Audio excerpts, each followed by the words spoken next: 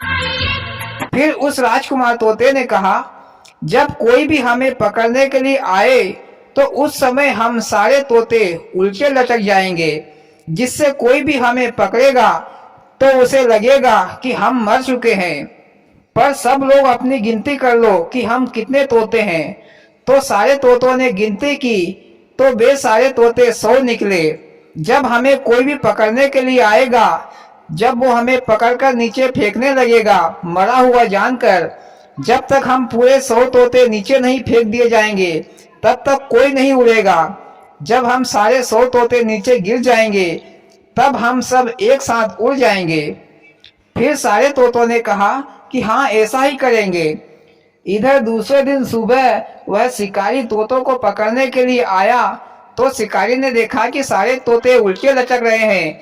लगता है कि सारे तोते मर गए। मेरी सोने की मुद्राएं पानी में चली गई। फिर वह शिकारी झाड़ पर चढ़ा और एक एक तोते को चप्पल चप्पल कर नीचे फेंकने लगा। उस शिकारी ने 99 तोतों को नीचे फेंक दिया। इसके बाद उस शिकारी के जेब से एक चाकू गिरा तो सभी तोतों ने सोचा कि हम पूरे 100 तोते गिर चुके हैं। फिर सारे तोते एक साथ उड़ गए, लेकिन राजकुमार तोता पेड़ पर ही रह गया। शिकारी ने देखा कि सारे तोते तो मुझे बेवकूफ बनाकर उड़ गए। फिर शिकारी ने उस राजकुमार तोते को पकड़ लिया। फिर शिकारी उस राजकुमार तोते को पकड़कर ले आया। फिर राजकुमार तोते ने शिकारी से कहा कि भाई, तुम मुझे कहाँ ले जा रहे हो? तो शिकारी ने कहा कि मुझे 5 सोने की मुद्राएं मिलेंगी तो मैं तुम्हें रानियों के पास ले जा रहा हूँ। तो राजकुमार तोते ने कहा, अगर तुम्हें 1000 सोने की मुद्राएं मिले तो तुम मुझे बेचना चाहोगे? शिकारी बोला कि हाँ जरूर, मुझे तो पैसों से मतलब। फिर तोते ने कहा कि यहाँ पास के बाजार में तुम मुझे बेच देना।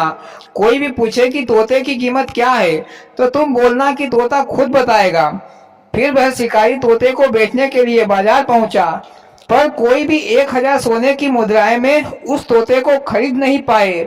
शाम हो गई, लेकिन राजा धनवंतरी का नियम था कि बाजार में किसी का भी कोई सामान नहीं बिकता था तो उसे राजा स्वयं खरीद लेते थे। फिर राजा शाम को बाजार पहुंचे और उस तोते के बारे में पूछा कि यह तोता कितने का है। तो शिकारी ने कहा कि महाराज, तोता अपनी कीमत खुद बताएगा।